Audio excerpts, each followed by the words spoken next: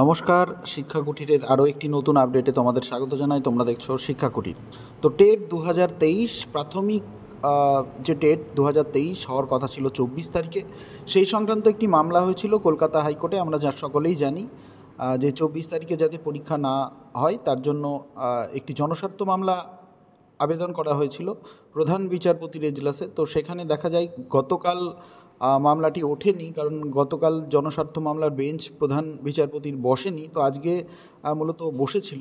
তো টেট 2023-এর যে জনস্বার্থ মামলা ছিল, তো সেই মামলায় কিন্তু আজকে যে বিষয়টা উঠে এলো সেটা তোমাদের সঙ্গে শেয়ার করব। তো যারা আমার শিক্ষা কুটিরের কুইজে এখনও অংশগ্রহণ করছো না, শিক্ষা কুটির কুইজে অবশ্যই অংশগ্রহণ করবে, আর সেই সঙ্গে সঙ্গে শিক্ষা কুটির চ্যানেলটিকে ফলো করে রাখবে। তো যাই হোক, আজকের যে নির্দেশটি দিয়েছে বিচারপতি, তো সেটা হচ্ছে পরীক্ষা কিন্তু নির্দিষ্ট শিডিউলেই হচ্ছে, অর্থাৎ 24 তারিখেই পরীক্ষা হচ্ছে। কারণ আমি তোমাদের পূর্বেও বলেছিলাম তোমাদের পরীক্ষাটা কিন্তু 24 তারিখেই হবে।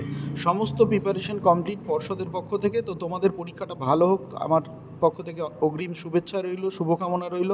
তো পরীক্ষা কিন্তু 24 তারিখেই হচ্ছে। পরীক্ষার দিনক্ষণ কোনোভাবেই কিন্তু আর পরিবর্তন হচ্ছে না। তো তোমাদের নেক্সট রবিবার পরীক্ষা। তো পরীক্ষার জন্য বেস্ট অফ লাক। কী করে ওএমআর ফিল আপ করবে সেই সংক্রান্ত একটা আপডেট দিয়ে দেবো, তোমরা অবশ্যই দেখবে। ভালো থেকো, ধন্যবাদ।